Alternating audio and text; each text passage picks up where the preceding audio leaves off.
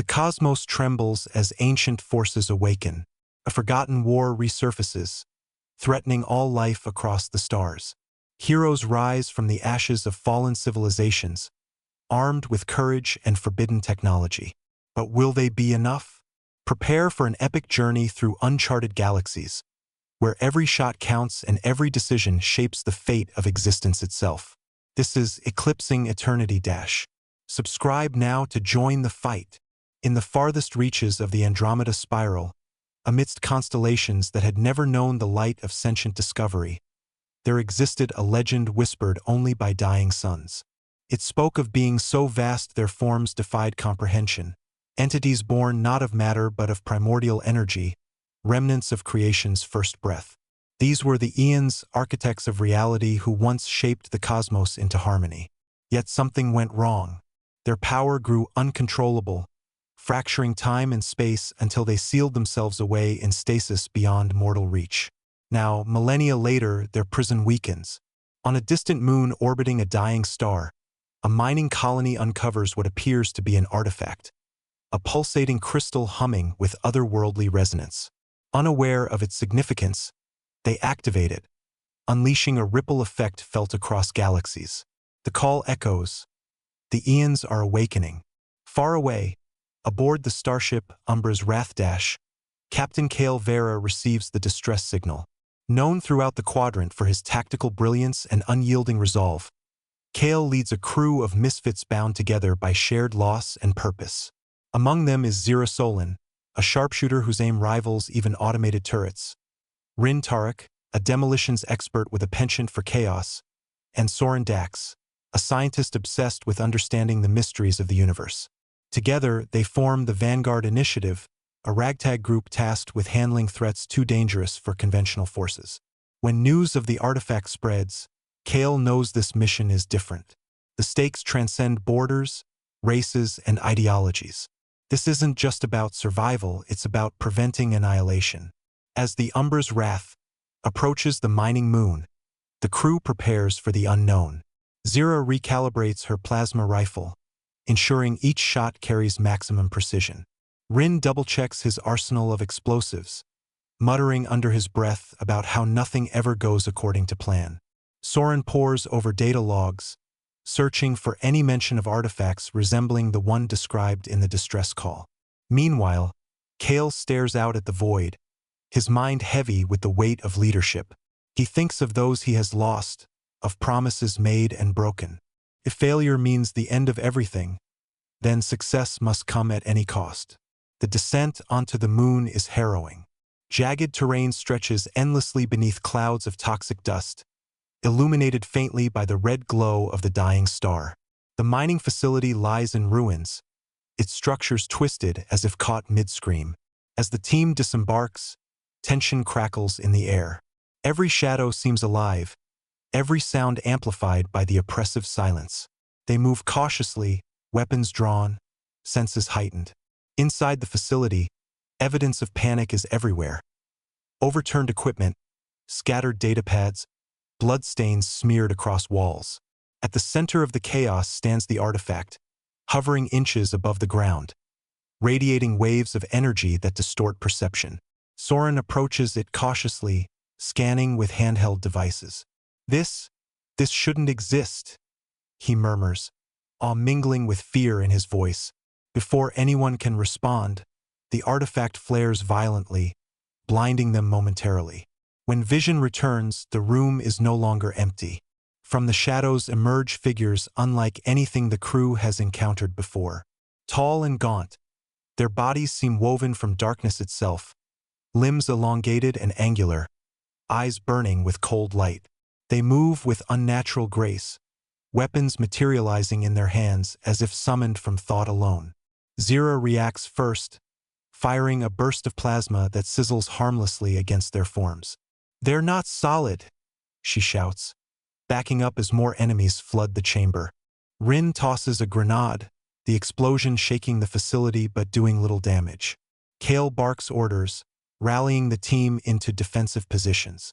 For several tense minutes, the battle rages. Energy blasts ricochet off walls, shattering consoles and sending debris flying. Despite their best efforts, the enemy presses forward relentlessly, seemingly unaffected by conventional tactics. It is Soren who notices the pattern.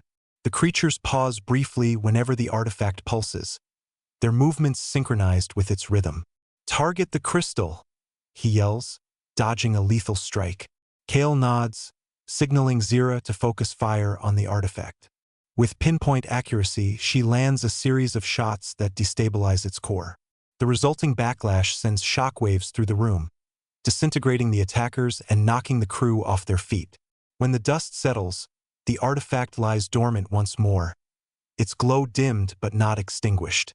Exhausted and battered, the team regroups outside the facility, watching as the moon quakes violently behind them. Whatever they've unleashed, it's far from over. Back aboard the Umbra's Wrathdash, Soren analyzes fragments of the artifact recovered during the skirmish. His findings paint a grim picture. The object is a shard of the Aeon's prison, a key fragment holding their essence at bay. Activating it weakened the barrier, allowing their influence to seep into reality. Worse still, similar shards are scattered across the galaxy, each one capable of accelerating the collapse of the prison. Time is running out. If all the shards are activated, the Aeons will break free entirely, reshaping or destroying the universe in their wake. Kale calls an emergency meeting in the ship's command center. Holographic maps project onto the walls, highlighting locations of suspected shard sites. Some are deep within hostile territories, others hidden in uncharted regions teeming with danger. The mission ahead is clear yet daunting. Locate and neutralize every shard before the Aeons fully awaken. Failure is unthinkable. As the crew discusses strategy, tensions simmer beneath the surface. Each member carries scars from past battles, doubts about their ability to face such overwhelming odds. Yet beneath the fear lies determination. They've faced impossible challenges before and survived. Their first destination takes them to the Nebula of Veils, a treacherous expanse of swirling gases and unstable gravity fields. Navigating the nebula proves perilous. The ship's sensors falter, forcing Kale to rely on manual piloting skills honed over decades. Zira mans the turret, fending off swarms of predatory drones native to the region. Rin monitors the engine core, ensuring the ship doesn't succumb to the nebula's corrosive environment. Finally, they arrive at their target, a derelict cruiser drifting silently amid the chaos. Scans reveal residual energy signatures matching the artifact shard, suggesting it may still be aboard. Boarding the cruiser feels like stepping into a ghost story. Corridors are dark and silent, walls scorched from some long-forgotten catastrophe. Personal belongings litter the floors. Photographs, journals, trinkets, all frozen in time. Soren examines a captain's log, piecing together fragments of the ship's final days. It seems the crew discovered a shard and attempted to study it, unaware of its true nature. One by one, they fell victim to paranoia, hallucinations, and eventually madness. Only silence remains now. As they delve deeper into the cruiser, the shard's presence becomes palpable. Lights flicker erratically, machinery hums with distorted frequencies, and the temperature drops sharply. Then, without warning, the ship comes alive.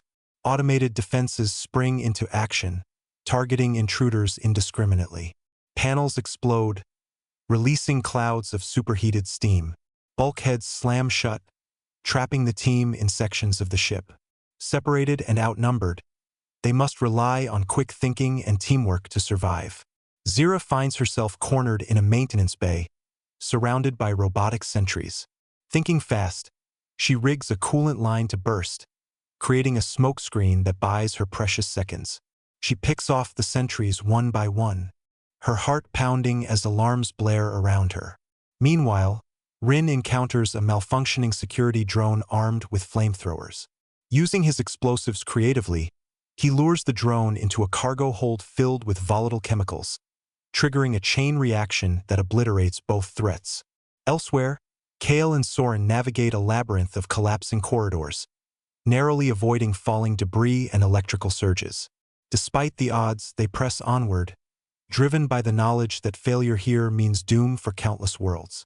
The shard aboard the derelict cruiser is unlike anything they've encountered before. Encased in a crystalline matrix, it pulses with an eerie blue light that seems to warp the air around it. Soren approaches cautiously, his scanner emitting frantic beeps as it struggles to process the artifact's properties. "This isn't just a fragment of the Ian's prison," he mutters, his voice tinged with both awe and dread. "It's alive. It's adapting." Before anyone can respond, the shard emits a high-pitched whine, and tendrils of energy lash out like living serpents. The crew scrambles back, but not fast enough. Rin takes a glancing blow, sending him sprawling to the ground. His armor smokes where the energy struck, and for a moment, his breathing becomes labored. Zira reacts instantly, firing her rifle at the shard. Each shot destabilizes it slightly, but the artifact retaliates with increasing ferocity. Energy beams lance across the room, carving deep gouges into the walls. Kale shouts orders, coordinating their efforts while diving behind cover. They need to act quickly. The longer the shard remains active, the stronger its influence grows. Finally, Soren identifies a weak point, a pulsating node at the shard's core. "Target there," he yells, pointing. Zira adjusts her aim, steadying her breath despite the chaos erupting around them. With a final, precise shot, she obliterates the node, causing the shard to implode in a burst of light. The room falls silent, save for the faint hum of residual energy. As they regroup, Rin groans, clutching his side. Soren examines him, frowning. "You're lucky it didn't penetrate deeper," he says, administering a dose of nanomedicine. "But you'll feel that for a while." Rin waves him off, forcing a grin. "Just another scar for the collection," he quips, though his pallor betrays his pain. Despite the victory, the mood is somber. The artifact's behavior suggests the Ians are growing stronger, their influence spreading faster than anticipated. Every shard neutralized buys time. But how much? Their next destination brings them to the planet Eidolon 7, a desolate world shrouded in perpetual twilight. Once home to a thriving civilization, it now lies abandoned, its cities crumbling under the weight of centuries. Ancient texts hint that one of the shards was hidden here by a long-extinct order of scholars who foresaw the Ian's return. Landing on the surface feels like stepping into a graveyard. Towering spires rise from the landscape, their surfaces etched with cryptic runes that glow faintly in the dim light. The air is thick with dust, and the horizon is obscured by storms that never cease. Exploring the ruins, the team discovers a temple buried beneath layers of sand and debris. Its entrance is sealed by a massive stone door adorned with intricate carvings depicting celestial battles. Soren studies the glyphs, deciphering fragments of the scholar's warning. Only those pure of purpose may enter. Beware the trials within. Kale hesitates, weighing the risks. "We don't have time for riddles," he says grimly. "But we also can't afford to ignore this." With no other options, they proceed. Inside, the temple proves to be a labyrinth designed to test intruders. Walls shift unpredictably, trapping them in narrow corridors. Puzzles block their path, requiring both intellect and teamwork to solve. At one point, Zira narrowly avoids being impaled by spears triggered by a misstep on a pressure plate. "This place doesn't play fair," she mutters, brushing dust from her armor. Yet the greatest challenge comes when they reach the central chamber. There, suspended above an altar, is the shard, but guarding it is a construct unlike anything they've faced before. The construct towers over them, its body forged from blackened metal and glowing veins of energy. Its eyes burn with cold intelligence, scanning each member of the team before speaking in a voice that resonates through the chamber. "Prove your worth," it intones, "or perish." Without further warning, it attacks, wielding weapons integrated into its limbs. The battle is brutal. Rin hurls explosives, attempting to disable its joints, but the construct absorbs the blasts with minimal damage. Zira fires repeatedly, her shots finding weak points but failing to penetrate its defenses. Kale and Soren work together, using environmental hazards to gain the upper hand. The turning point comes when Soren notices the construct's power source, a glowing orb embedded in its chest. "We need to overload it," he shouts. Kale nods, drawing the construct's attention while Zira and Rin focus their firepower on the orb. Sparks fly as the orb begins to destabilize, and the construct lets out a deafening roar. With a final, coordinated effort, they destroy the orb, causing the construct to collapse in a heap of molten metal. Exhausted but victorious, they claim the shard, sealing it in a containment unit designed to suppress its energy. Back aboard the Umbra's Wrathdash, tensions run high. The physical toll of their missions is compounded by the psychological strain of facing forces beyond comprehension. Soren spends hours analyzing the shards, searching for patterns or weaknesses. His findings suggest that the Aeon's influence is accelerating, corrupting the fabric of reality itself. "Every shard we neutralize delays the inevitable," he admits during a debriefing. "But unless we find a way to reinforce the prison, the Aeons will break free." Kale listens silently, his jaw clenched. He knows the truth. They're fighting a losing battle. Yet surrender isn't an option. Not when billions of lives hang in the balance. "We keep moving forward," he says firmly. "One shard at a time." The others nod, though uncertainty lingers in their eyes. They've faced impossible odds before. But this feels different. This feels insurmountable. Their journey takes them next to the asteroid field known as the Shattered Expanse, a chaotic region where gravity fluctuates wildly. Navigating the field requires precision and nerves of steel, as collisions with asteroids could tear the ship apart. As they approach their target, a derelict research station orbiting a rogue planet, they detect strange readings emanating from within. The station appears to have been abandoned mid-experiment, its halls littered with equipment and data logs detailing increasingly erratic behavior among the scientists. Inside, the crew encounters manifestations of paranoia and fear-given form. Hallucinations plague them, forcing them to confront their deepest insecurities. For Zira, it's the memory of a failed mission that cost innocent lives.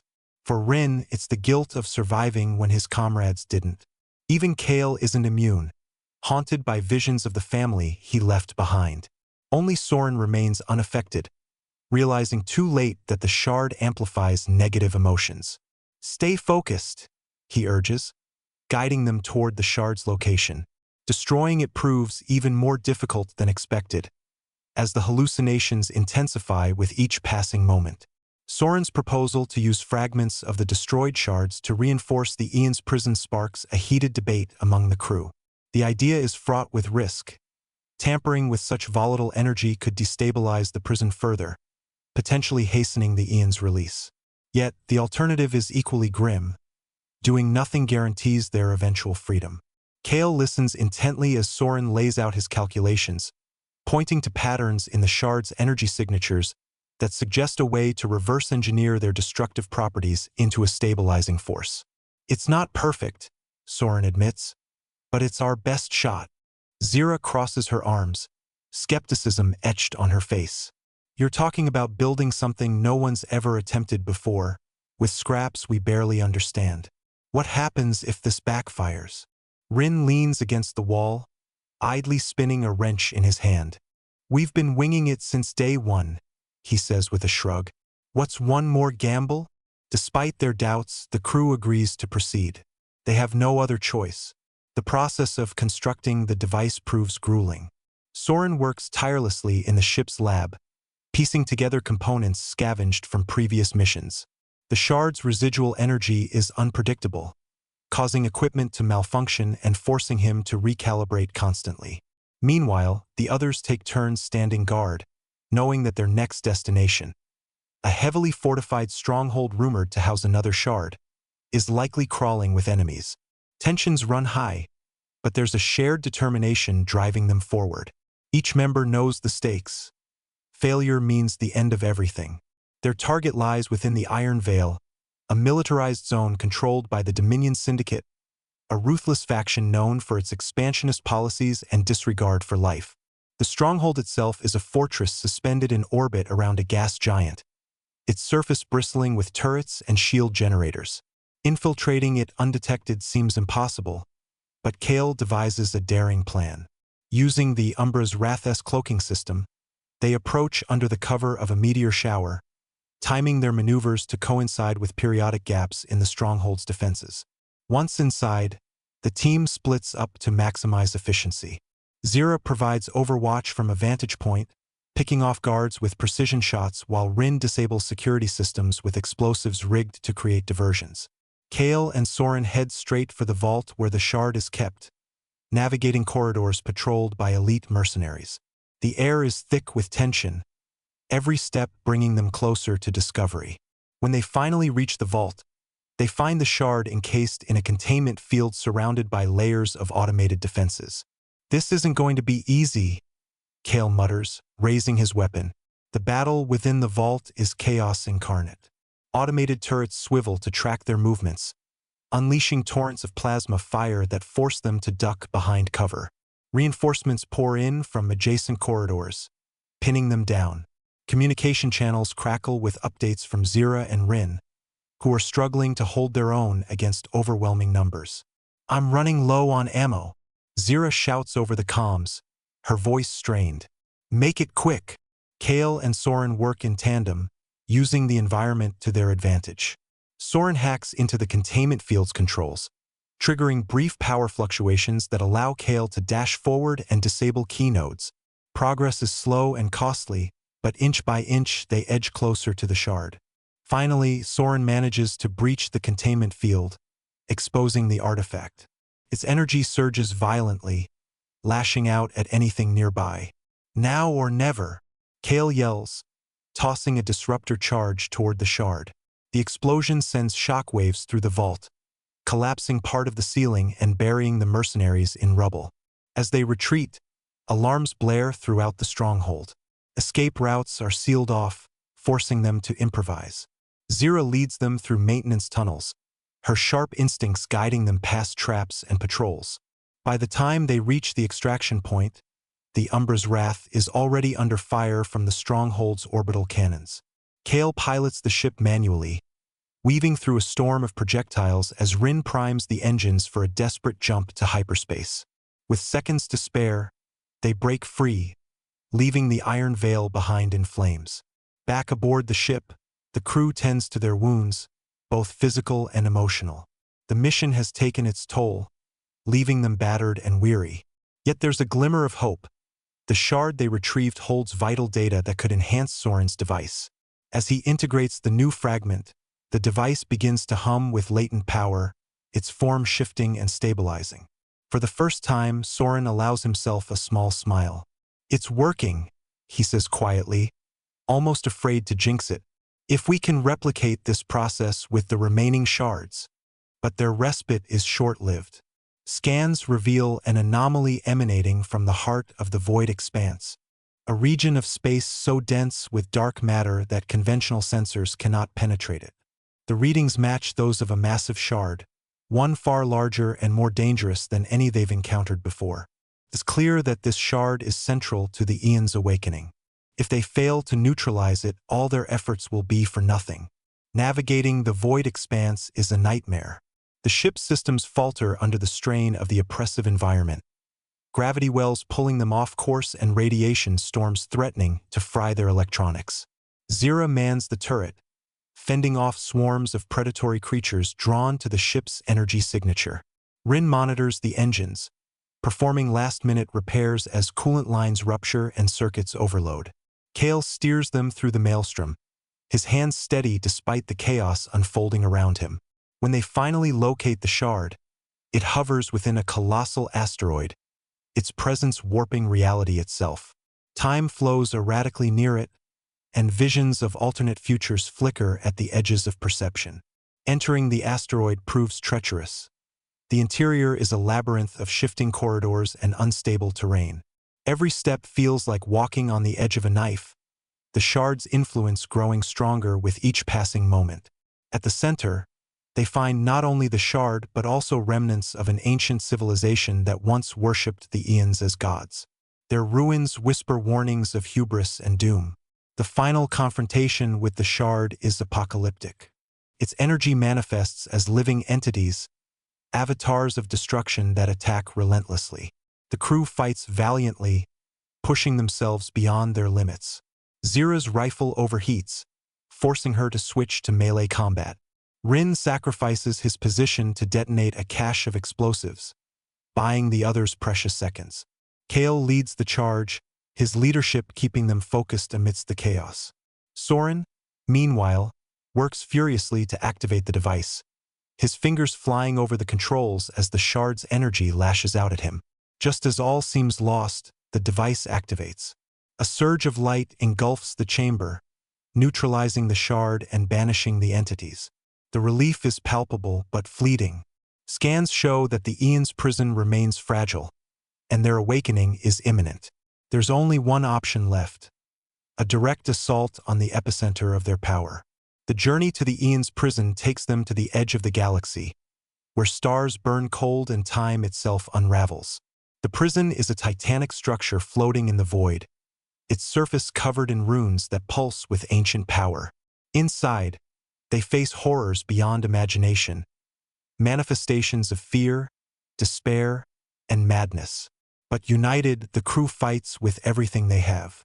Using the device, they channel the shard's combined energy to reinforce the prison, sealing the Aeons away once more. As they escape, the prison collapses in on itself, vanishing into the void. Exhausted but victorious, the crew watches as the cosmos returns to normalcy. They know their victory may be temporary, but for now, the universe is safe. The battle may be over, but the story continues. Subscribe now to stay tuned for future adventures across the stars.